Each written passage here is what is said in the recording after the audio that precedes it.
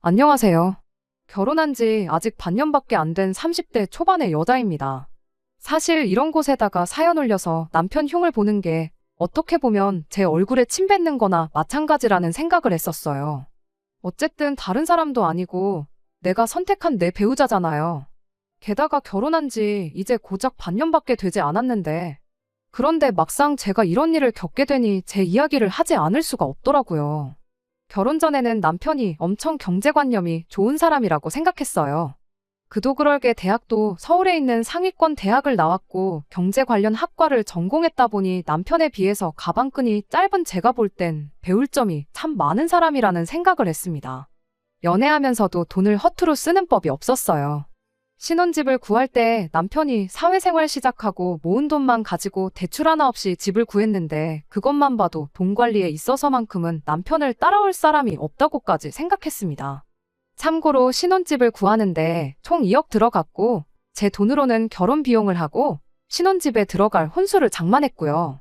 저희 사는 지역이 집값이 그렇게 비싼 편이 아니기도 하고 집도 아파트가 아니고 빌라입니다. 차라리 남편이 모아놓은 돈으로 서울 강남에 20억 하는 아파트를 해왔다면 이렇게 사연을 보내지도 않았고 나 죽었소 하고 살고 있었을 거예요. 신혼집을 구하고 나서 남편이 내 돈으로 산 내 집이니까 명의는 공동으로 하지 않고 자기 이름으로 하겠다고 했어요. 반대의 입장이었으면 아마 저도 똑같이 했을 거라 생각하니 그렇게 섭섭하지는 않았습니다. 아무튼 남편이 자기 돈으로 한 것과 제 돈으로 한 걸 분리해서 생각하는 걸 보니 당연히 결혼하고 나면 돈 관리를 따로 하겠거니 생각했어요. 그런데 결혼하고 나니까 남편이 제가 벌어온 제 월급에 관여를 하기 시작해왔습니다. 그리고 그때 남편이 경제관념이 좋은 게 아니고 그냥 돈 쓰는 걸 극도로 싫어하는 엄청난 짠돌이라는 걸 알게 되었네요. 결혼 전에 돈 그렇게 잘 모아놓았던 것도 사실 월급 받고 지출을 거의 하지를 않았으니 자연스럽게 모인 돈이었던 거였네요. 결혼하고 첫 달은 딱히 터치를 하지 않았는데 2달째 월급날이 되자마자 남편이 제가 돈 관리를 어떻게 하는지 한번 좀 확인해 보고 싶다는 말을 꺼내왔습니다. 카드 내역까지 보여달라고 하니까 그건 조금 사적인 부분 아닌가 싶었습니다. 하지만 제가 엄한데 돈 쓰는 사람도 아니다 보니 딱히 숨길 필요까지는 없겠다 싶었어요. 어찌됐든 그때까지만 해도 남편이 돈 모으는데 있어서만큼은 누구보다 뛰어나다는 생각을 갖고 있었고 그런 남편한테서 조언을 듣는 것도 나쁘지는 않겠다 싶어서 아무런 의심 없이 제 계좌랑 카드 내역을 보여줬어요. 그런데 남편이 제 카드 내역을 보자마자 너는 쓸데없는 지출이 너무 많은 것 같다며 제 지출 내역을 보고 지적을 하기 시작했습니다. 남편이 제일 먼저 걸고 넘어진 건 매일 아침 출근길에 사 먹는 커피였어요. 제가 뭐 한 잔에 5,000원씩 하는 고가 브랜드 커피를 마시는 것도 아니고 저가 브랜드에서 1,500원 주고 아이스 아메리카노 한 잔씩 마시는 건데 그걸 쓸데없는 지출이라고 하니 저도 처음엔 어이가 없었죠. 아침에 커피 한 잔 마시면 업무 집중도도 오르고 여러모로 나한테 도움이 된다고 커피 한 잔 정도는 문제될 게 없는 것 같다고 대답했어요. 그런데 그런 저희 대답을 듣고는 한다는 소리가 1,500원짜리라도 매일같이 마시면 1년에 50만 원이 넘는 큰돈이라고 하면서 50만 원이 어디 땅 파면 나오냐고 티끌 모아 태산이라는 말도 못 들어봤냐 따지더라고요. 더 황당한 건 그 다음 날이었어요. 아침에 출근 준비하는데 남편이 주머니에서 뭘 꺼내서 제 손에 쥐어주더라고요. 남편이 저한테 건네줬던 건 다른 게 아니라 얼마나 꽁꽁 숨겨왔는지 포장지가 다 쭈글쭈글해진 커피 믹스 2포였어요. 이게 뭐냐고 물었더니 아침에 커피를 안 마시면 업무 효율이 안 나온다고 하지 않았냐고. 커피는 앞으로 자기가 이렇게 매일 2개씩 가져다 줄 테니 쓸데없는데 돈 쓰지 말고 자기가 가져다 주는 걸로 해결하라고 하는 겁니다. 정말이지 어이가 없어서 말도 안 나오더라고요. 커피 믹스랑 아메리카노랑 같냐고 따졌더니 어차피 똑같은 카페인인데 그게 뭐가 중요하냐고. 쓸데없는데 돈 쓸 생각 하지 말고 자기가 가져다 주는 거 먹으라고 하길래 저도 남편한테 모양 빠지게 괜히 회사에서 커피 믹스 몰래 가져나오다 걸리면 당신만 쪽팔리고 당신만 손해니까 그러지 말라고 했어요. 우리 회사 탕비실에도 커피 믹스는 있고 나는 아메리카노를 마셔야겠으니 하루에 1,500원 쓰는 거 가지고 잔소리 좀 하지 말라 그랬죠. 어디 그뿐인가요? 남편이 회사에서 다른 직원들 몰래 집으로 가져오는 게 커피 믹스만 있는 게 아니었어요. 그 중에서도 제일 견디기 힘들었던 게 휴지였습니다. 매일같이 회사 화장실에서 휴지를 조금씩 뜯어가지고 가져왔거든요. 화장실 한 구석에 남편이 그렇게 회사에서 뜯어온 휴지가 차곡차곡 접힌 채로 한 움큼 쌓여 있었고, 남편이 조금씩 뜯어서 모아놓은 휴지가 아니라 집에 걸려있는 두루마리 휴지를 쓰기라도 하면 좀 아껴 쓰지 못하겠냐고, 너는 왜 이렇게 낭비가 심하냐며 입에 거품을 물면서 덤벼들었습니다. 이따금씩 집에서 치킨 같은 거 시켜 먹으면 거기 딸려오는 콜라는 손도 못 대게 했고요. 그거 뭐 몸에도 안 좋은 거 뭐하러 마시냐면서 이거 10개 정도 모아서 중고거래하는 데다가 5,000원에 올려놓으면 누구라도 와서 사간다고 건들지 말라는 식이었어요.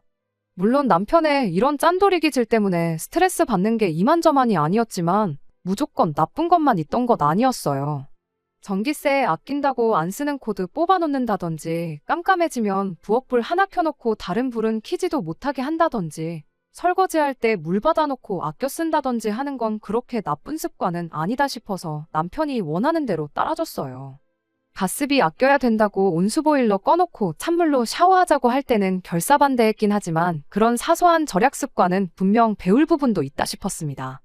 뭐 재활용한다고, 자기가 쓰겠다고 쓰레기장이나 분리수거장에서 재활용할 만한 멀쩡한 물건들 밖에서 안 주워오는 게 어디냐 싶었죠. 그래도 그냥저냥 나름 시트콤처럼 재밌게 살고 있구나, 그렇게 생각하고 있었습니다. 결혼하고 처음 맞는 어버이날에는 저 짠돌이가 얼마나 또 수전노 짓을 하려나 싶어서 걱정이 되기까지 했어요. 그런데 기대도 안 했는데 남편이 먼저 어버이날이니까 장인 장모님 모시고 소고기를 먹으러 가자고 말을 꺼내왔습니다. 이 사람이 뭘 잘못 먹었나 싶을 만큼 정말 의외였어요. 저희 친정부모님이 두 분이서 원래도 쿵짝이 잘 맞고 가끔씩 실없는 농담 같은 걸 하세요. 그날도 저희 어머니께서 맨날 삼겹살만 먹다가 사위 덕분에 소고기도 다 먹어본다고 그런 농담을 하셨죠. 세상 기대도 안 했는데 남편이 저희 부모님께 돈은 생각하지 마시고 드시고 싶은 만큼 드시라는 말을 먼저 꺼내더라고요. 그때 남편이 참 다시 모였어요. 암만 짠돌이라도 아낄 때는 확실히 아끼고 써야 할 때는 또 돈을 확실하게 쓰는 사람이구나 싶었죠. 소고기다 보니 계산할 때 돼서 30만 원이 조금 넘게 나왔습니다. 저희 부모님도 사위 덕분에 엄청 잘 먹었다고, 맨날 소고기만 먹으면 좋겠다고 또 실없는 농담하시면서 남편 기를 한껏 세워주셨어요.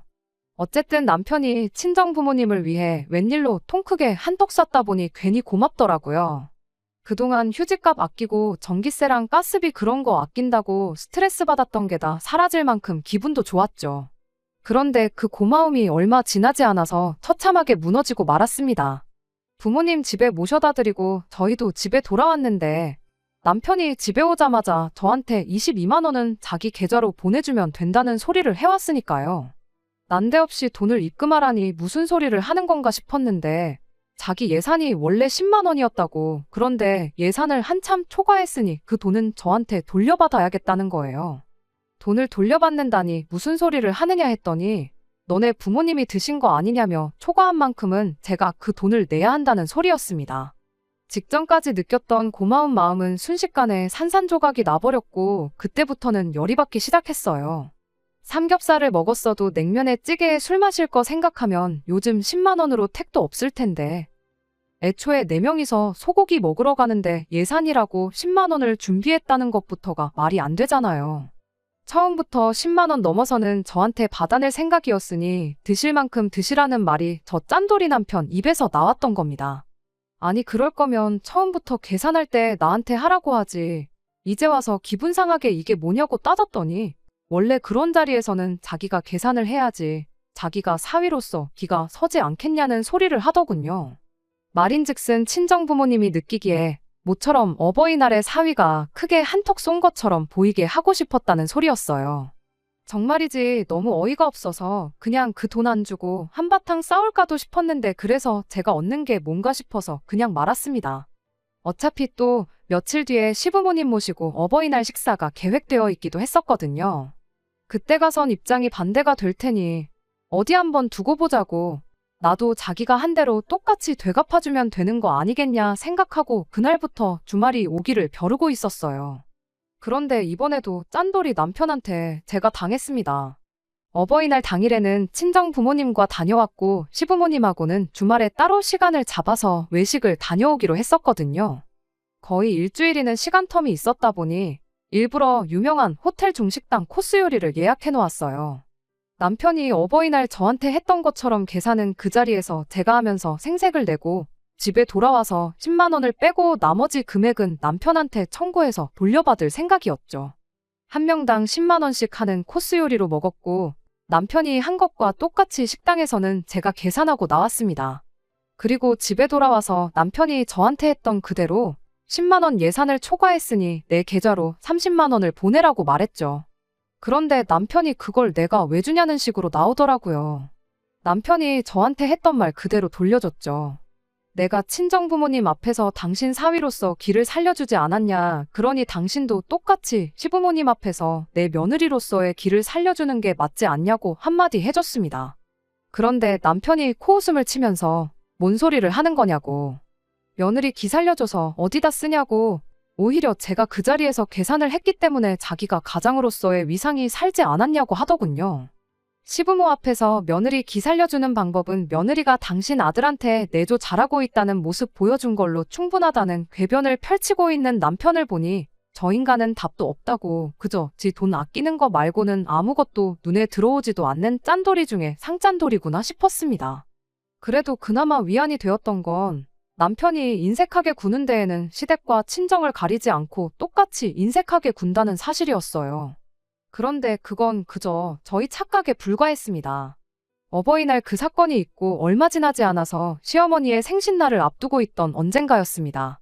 남편이 시어머니 생신 선물을 고르러 가는데 저한테 같이 좀 가자고 하더라고요. 말이 같이 가자는 거지 또 어버이날 그때처럼 가장으로서의 위상 어쩌고저쩌고 하면서 내 돈으로 생신 선물을 사드릴 속셈인가 싶어서 싫다고 했어요. 그랬더니 남편이 절대 그럴 일 없으니 걱정 붙들어매라고 자신있게 말하더라고요. 믿음이 가지는 않았지만 안 그런다고 저렇게 강하게 말하니까 결국 그렇게 남편을 따라갔어요. 그런데 웬일로 내비를 찍는데 백화점을 찍고 있더라고요. 기껏해야 시 외곽에 있는 증설 할인 매장 같은 데를 갈 줄 알았는데 백화점에를 다 가는 걸 보고 깜짝 놀랐습니다. 기껏해야 행사 상품 매대에서 뭐 집어다가 사드리려나 싶었는데 남편이 1층은 거들떠보지 않고 명품관 층으로 직행을 하더라고요. 이 사람이 뭘 잘못 먹었나 싶었어요. 돈 한 푼 두 푼 하는 게 아닐 텐데 괜찮냐고 했더니 이제 결혼도 했고 그리고 다른 날도 아니고 생신인데 평소에 갖고 싶어 하시는 거 사드리는 게 자식으로서의 도리를 다하는 것 아니겠냐고 하더라고요. 이것저것 구경하고는 있는데 말은 저렇게 했어도 자기가 정해놓은 마지노선이 있었는지 선뜻 지갑을 열지는 않고 있었어요. 그 와중에 가방 하나가 계속 눈에 들어왔나 봐요. 사드리고는 싶은데 금액이 금액이다 보니 그냥 만지작거리기만 하고 들었다 놨다 반복만 하고 있었어요. 그래도 남편이라고 그게 안쓰러웠나 봐요. 내가 미쳤지. 남편한테 돈을 좀 보태줄까 하고 먼저 물어봤습니다. 남편은 그래주면 너무 고맙다고 했는데 그래도 어버이날 때 크게 대인 적이 있다 보니 하나만은 확실히 짚고 넘어가야겠다 싶었습니다. 그래서 남편한테 물어봤어요. 내가 여기서 돈을 보태주면 당신도 친정어머니 생신 때 돈을 보태줄 용의가 있느냐고요. 생신이 시어머니만 있는 게 아니잖아요.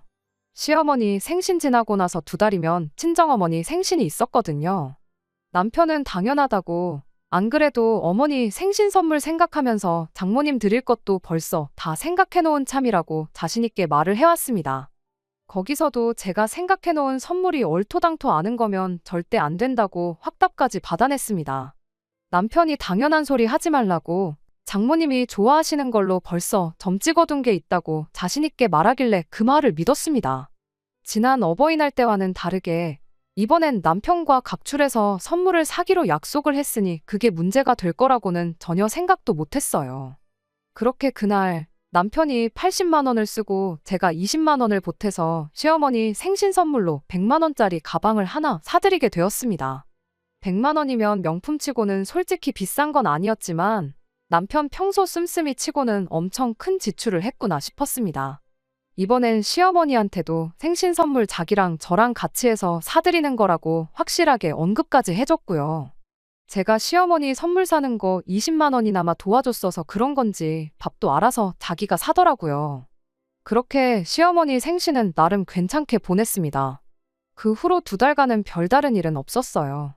남편은 여전히 지출 없이 짠돌이처럼 살고 있었고, 저는 제 나름대로 남편이 하는 말 중 합당한 건 따라주고, 얼토당토 않은 건 그냥 한 귀로 듣고 한 귀로 흘리는 식으로 제법 괜찮은 결혼 생활을 보내고 있었습니다. 그리고 그렇게 친정어머니 생신이 코앞까지 다가왔어요. 저도 어머니한테 무슨 선물을 드리면 좋을지 그런 거 생각하고 있었어요. 현금 선물을 가장 좋아하긴 하시지만 결혼 첫 해이기도 하고 뭔가 마음이 담긴 선물을 하고 싶어서 이것저것 후보에 넣고 고르고 있던 중이었습니다. 시어머니 선물 살 때 제가 20만 원을 보탰으니 남편한테도 똑같이 그 정도만 받으면 되겠다 싶었어요.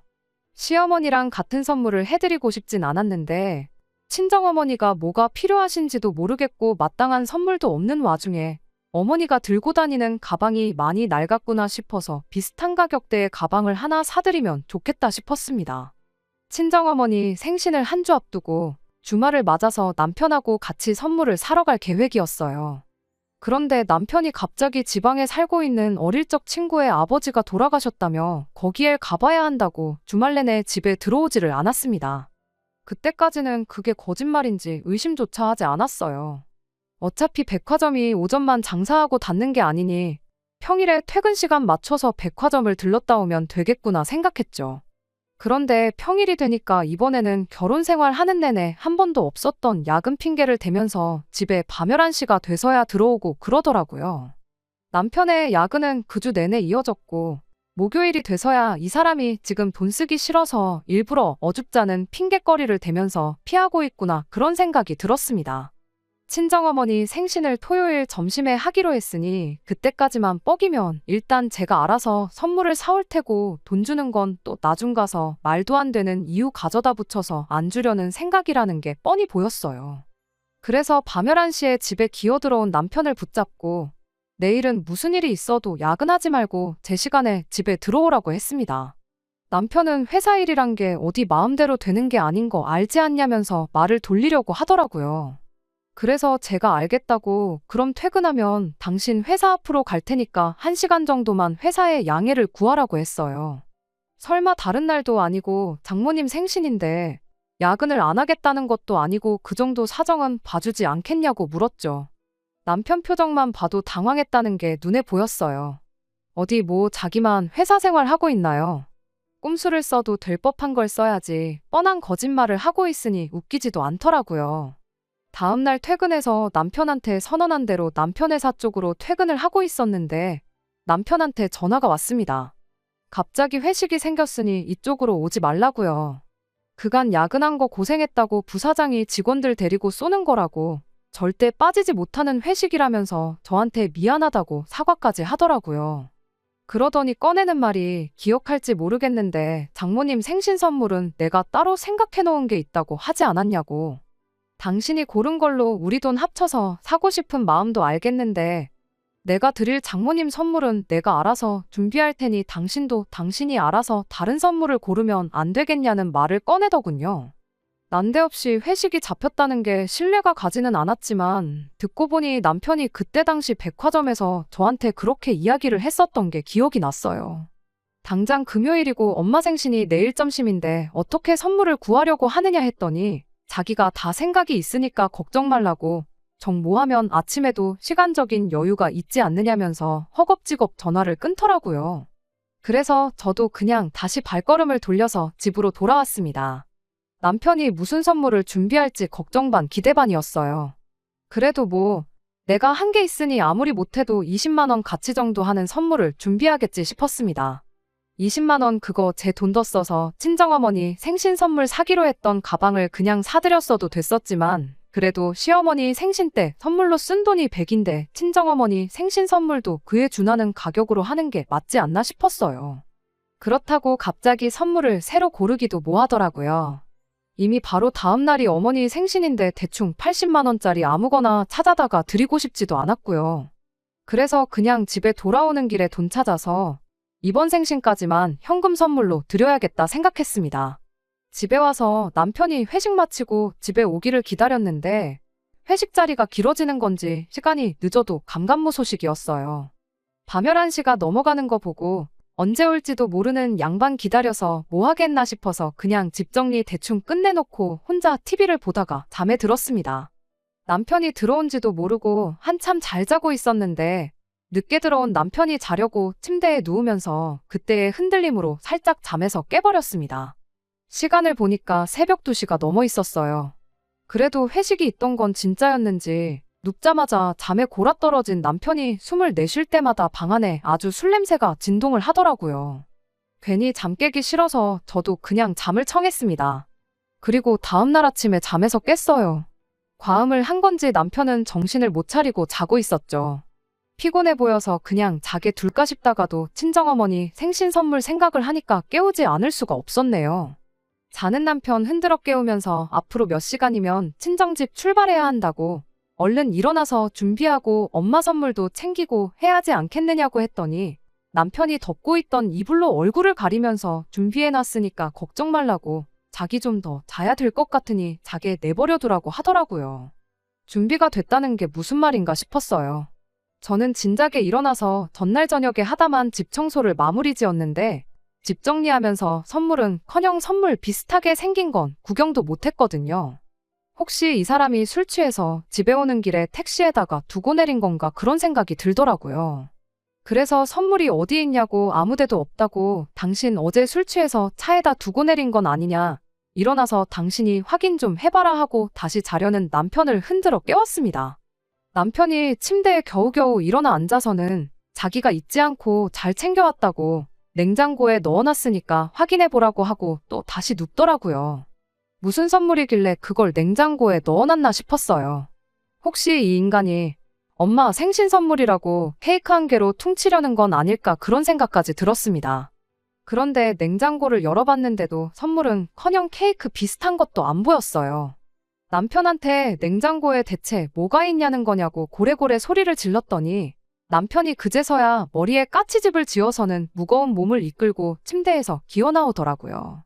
메나렉한 검정 비닐봉지 있지 않냐고 그거라고 하는데 그때부터 안 좋은 촉이 들기 시작했어요. 무슨 생일 선물을 검정 비닐봉지에 포장해오는 사람이 세상에 어디 있겠어요. 남편의 짓궂은 장난이었으면 좋겠다 싶었지만 돈 쓰는 거 앞에서만큼은 장난 같은 거 안 치는 사람이었으니 그럴 리가 없다는 건 안 봐도 알 수 있었습니다. 그래도 혹시나 하는 마음에 조심스럽게 봉지를 들어봤습니다. 묵직하고 물컹물컹한 게 뭐가 들었나 싶었는데 봉지 안을 보니까 생고기가 들어있더군요. 어이가 없어서 아무 말도 잊지 못하고 있는데 남편이 의시되면서 그 주둥아리를 놀리기 시작했어요. 마침 어제 회식을 고기 뷔페로 다녀왔다고 왜 그때 장모님이 매일매일 소고기만 드시면 좋겠다고 하지 않으셨냐고 이 정도면 못해도 일주일은 소고기 떨어질 걱정 없이 드실 수 있지 않겠냐는 소리를 하더라고요. 그리고는 핸드폰으로 뭘 검색하더니 인터넷으로 소고기 파는 사이트에 들어가서 1kg에 15만 원 하는 툭브라누 선물 세트를 보여주대요. 그러더니 자기가 가져온 게 못해도 2kg는 넘을 거라면서 기어이 제 손에 들려있던 봉지를 채가서는 저희들 몸무게 잴 때 쓰는 거울에다가 무게를 달아보더라고요. 남편이 챙겨온 고기는 총 1.5kg였어요. 많이 가져온다고 많이 가져왔는데 저울이 뭔가 이상한 것 같다고 하더니 그래도 계산해보면 20만 원치는 되는 거라고 껄껄대면서 직원들 모르게 가져오느라 아주 혼났다고 고기 뷔페에서 고기 몰래 숨겨서 가져온 이야기를 무용담처럼 이야기하기 시작하는데 고기 뷔페에서 아무리 좋은 고기를 쓴다고 해도 남편이 검색해서 보여준 툭브라누만큼 좋은 고기를 쓰는 것도 아니잖아요. 소고기 검색만 해도 각종 등급별로 가격이 천차만별인데 그중에 제일 비싼 거 핸드폰 화면에 띄워놓고 순수하게 무게만 가지고 뷔페에서 가져온 고기의 가격을 매기고 있으니 그것도 어이가 없었습니다. 자기가 뭘 잘못했는지도 모르고 자랑스럽게 떠벌거리고 있는 남편 꼬라지를 보니까 정말 분노가 발끝부터 시작해서 머리끝까지 차오르는 기분이 들었어요. 회사에서 커피 믹스며 휴지며 기타 생필품으로 쓸만한 것들 가지고 올 때부터 알아봤어야 했는데 설마 이 인간이 고기 뷔페에 가서 고기까지 챙겨올 줄은 생각도 못했네요. 남편이 가져온 고기 봉지 그대로 남편한테 던져버리고 친정어머니 생신은 나 혼자 다녀올 테니 당신은 올 생각일랑 하지 말라고 한마디 해줬어요. 남편은 그 와중에도 지가 뭘 잘못했는지도 모르겠는 건지 왜 그러냐고 묻더라고요. 대답도 하기 싫어서 그건 알아서 생각하라 말하고 저 혼자 차 끌고 친정으로 향했습니다. 약속보다 이른 시간에 친정에, 그것도 저 혼자 도착하니 친정어머니가 무슨 일이 있냐고 걱정을 해주셨어요. 아무 일도 없고 남편이 어제 회식 때문에 술병이 나가지고 오늘 못 올 것 같아서 나만 왔다고 대충 둘러댔지요. 준비한 현금 선물 드리고 어머니 아버지 모시고 오랜만에 셋이서 식사하고 차도 가지고 나온 김에 아예 교회로 나가서 드라이브도 하고 왔습니다. 그렇게 부모님까지 집에 모셔다 드리고 혼자 집에 돌아왔어요. 그래도 오랜만에 부모님과 즐겁게 시간을 보내고 왔다 보니 기분이 조금 풀리기 시작했는데 집에 도착하자마자 다시 제 기분은 엉망이 되고 말았습니다. 남편이 시부모님 모시고 지가 고기 뷔페에서 몰래 가져나온 고기를 구워 먹고 있었으니까요. 아무것도 모르는 시부모님은 왜 이렇게 늦게 왔냐며 아직 고기 많으니까 너도 빨리 와서 먹으라시는데 남편은 가만히 있어도 모자랄 판국에 네가 안 가져간 거다 하면서 버릴 수는 없으니까 지가 먹는 거라고 저를 약올리기 시작했어요. 그런데 보니까 마침 시어머니가 저희가 생신 선물로 사드렸던 그 가방을 들고 오셨더라고요. 제가 그 길로 시어머니 가방을 뺏어 들고서는 안에 있는 걸 죄다 꺼내버렸어요. 갑작스런 상황에 시어머니는 당황해서 아무 말도 못하고 있는데 남편이 지금 뭐 하는 짓이냐고 묻더라고요. 그래서 제가 말했죠. 지금 그거 우리 엄마 줄 거를 어머님하고 먹은 거 아니냐고. 그럼 나도 똑같이 어머님 드린 거 우리 엄마한테 주는 게 맞는 거 아니냐고. 당장 이 길로 친정 가서 이 가방 생신 선물이라고 드리고 오겠다고 했습니다. 남편은 미안하단 말을 하면 죽는 병에라도 걸린 건지 그게 무슨 계산 방식이냐며 따지고 들더라고요. 제가 어머님 가방을 볼모 삼아서 남편하고 흥정을 하려던 게 아니었다 보니 혼자 실컷 떠들든 말든 신경도 안 썼고 그 길로 다시 그 가방 들고서 밖으로 나갔어요. 계단을 따라 내려가는데 남편이 저를 쫓아나오더라고요. 빌라 주차장까지 와서 저를 따라잡아가지고는 우리 엄마 가방 내놓으라며 제 멱살을 잡았습니다. 이제 와서 하는 말이지만 제가 가방끈이 짧은 이유가 공부를 못해서만은 아니었습니다. 원래 어릴 때부터 운동을 좋아했고 특히나 태권도랑 유도는 13년을 넘게 배웠었어요. 그때 당시 부모님의 반대로 운동 쪽으로 진로를 잡는 걸 포기해야 했고 억지로 공부를 시작했는데 결과가 좋지 않아서 급하게 전문대 쪽을 알아보고 취직을 하게 된 거였거든요. 20살 이후로는 아쉬운 마음에 아예 운동을 포기하고 살았는데 그래도 13년을 배웠다고 몸에 익은 동작들이 많아서 그대로 제 멱살을 잡은 남편의 손목을 비틀어서 그대로 업어치기를 걸어버렸습니다. 아무리 남편이 남자라고 해도 평생 공부만 하던 샌님 같은 남편이 순간적으로 걸어오는 기술을 방어할 수 있을 리가 만무했지요. 군대 가면 낙법 치는 것 정도는 배운다는데 너무 순식간이라 그랬는지 남편은 바닥에 그대로 엎어지게 되었습니다. 이어서 따라 나온 시부모님이 그 장면을 전부 목격하셨고요. 저도 그때는 어느 정도 평정심을 되찾아서 시부모님한테 이건 제가 설명을 드리겠다고 말하고 팔꿈치에서 피나는 것 같다고 바닥에 자빠져서 징징거리고 있는 남편을 뒤로 하고 두 분 모시고 다시 집으로 들어갔어요. 그리고 그간 있었던 자초지종을 설명드렸습니다. 팔은 안으로 굽는다고 시부모님이 당연히 저를 나무랄 줄 알았는데 제 편을 들어주시더라고요. 그렇게 그날 남편한테 그간 있었던 일에 대해서도 전부 사과받고 억지 부려서 뜯어간 제 돈도 전부 돌려받았습니다. 다음날 친정에 다녀와서 제대로 친정어머니 생신 챙겨드리고 했네요. 이렇게 구두쇠 남편으로부터 시작된 일은 전부 해결되었어요. 결혼 반년 만에 남편한테 유도기술 걸어서 제압한 이야기 하는 게 조금 그렇긴 합니다만 그래도 그 덕에 저희 결혼 생활 이제부터 새로 시작하는 기분이 드는 것 같아서 이렇게 제 이야기를 보내봤어요. 남편의 짠돌이 기질은 천성인 것 같아 그게 고쳐질런지 아닐지는 모르겠지만 그래도 이제 적어도 그렇게 궁상맞는 삶을 강요하는 건 잘못된 일이란 걸 깨달은 것 같으니 이제부터라도 서로 도우면서 잘 살아보려고요. 안녕하세요. 몇 달 전에 짠돌이 남편 때문에 고생하던 사연 적어서 보냈던 쓰니입니다. 이렇게 다시 찾아뵐 줄은 생각도 못했네요. 결론부터 간략히 말씀드리자면 좋은 소식으로 찾아온 건 아니에요. 그때만 해도 반년 만에 남편과 모든 문제를 청산하고 결혼 생활을 새로 시작하는 기분이라고 했는데 말이 그렇지 계속해서 마음이 찜찜하더라고요. 남편이 시댁에는 돈을 펑펑 쓰고 친정에만 인색하게 구는 것보다 회사에서 비품 몰래 챙겨오고 저한테도 똑같이 짠돌이 생활을 강요하는 것보다 더 신경 쓰이는 게 바로 남편이 제 멱살을 잡았다는 거예요. 어쨌든 제가 이기긴 했지만 그건 순전히 제가 운동을 오래 해왔던 사람이고 남편이 그저 그 사실을 몰랐을 뿐이었던 거잖아요. 만약에 제가 운동을 안 했다면 남편이 그때 제 멱살을 잡아서 어떻게 했을까 그런 생각을 하니까 가슴이 먹먹해지는 기분이었습니다. 결국에는 그걸 이유로 이혼을 결정하게 되었어요. 멱살 한번 잡혔다고 어떻게 이혼을 정하냐고 하실 분들도 계시겠지만 그게 나중에는 어떻게 될지 모르는 거잖아요. 남편이 지금은 저를 힘으로 못 당해낸다는 걸 알았으니 나중엔 몽둥이가 될 수도 있는 거고 더 심하게 나올 수도 있을 테고요. 결국 오랫동안 고심하다가 시댁에 먼저 들러서 이혼하고 싶다는 제 의사를 전했어요. 시부모님은 당연히 저를 말리셨죠. 저한테 미안하다고 아들 녀석이 저렇게 된 게 다 당신들 책임이 있다면서 옛날 이야기를 해주셨어요. 길게 말할 건 없고 그냥 IMF 때 집 상황이 많이 어려워졌었답니다. 그때 세 가족이서 화장실도 밖에 있는 단칸방에서 지내야 했던 적도 있었다고요. 그게 어린 시절 남편한테 아마 안 좋은 기억으로 남아서 저렇게 돈을 아끼고 모으는데 급급한 사람이 된 것 같다고요. 그런 과거가 있는 줄은 몰랐지만 그렇다고 해서 남편이 저를 힘으로 제압하려고 했던 게 용서가 되는 건 아니었어요. 좋은 기억이나마 몇 개 없긴 하지만 그래도 더 사이가 나빠지기 전에 빨리 이혼하는 게 좋겠다고 대답했죠. 재혼 같은 거 생각하면 저도 저지만 남편도 하루라도 빨리 이혼하는 게 더 유리하지 않겠냐고 하니 시부모님도 제 말이 맞다면서 결국엔 이혼을 허락해 주셨네요. 제가 이혼하자는 말에 남편이 울며불며 매달렸어요.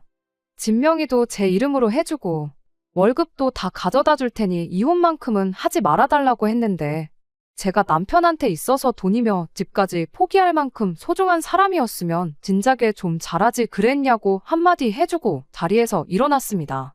그렇게 저희는 이혼하게 되었고 지난달에 이혼 절차 모든 게 마무리돼서 완벽한 남남이 되었어요. 집은 애초에 남편 이름으로 되어 있었고 시부모님이 제가 결혼할 때 혼수해온 거랑 결혼식 비용 들어간 거 이래저래 계산해서 먼저 알아서 돌려주신 덕분에 다른 큰 마찰은 없었습니다. 왜? 먼저 사연 보냈을 때 저걸 이혼 안 하고 참고 사느냐고 저한테 쓴소리 해주신 댓글 몇 개가 생각이 나네요. 결과적으로는 이렇게 이혼을 하게 되었어요. 아직도 제가 좋은 결정을 내린 건지 혹시나 언젠가 이 결정을 후회할 날이 올지도 모르겠다는 생각이 들긴 하지만 과거에 얽매여 있는 것보다 앞으로의 제 인생을 준비하는 게 더 이득인 것 같아서 더는 생각하지 않으려고요. 끝까지 들어주셔서 감사합니다. 오늘의 사연은 여기까지입니다. 구독과 좋아요, 알람 설정 부탁드리고 더 좋은 사연으로 다시 찾아뵙겠습니다. 감사합니다.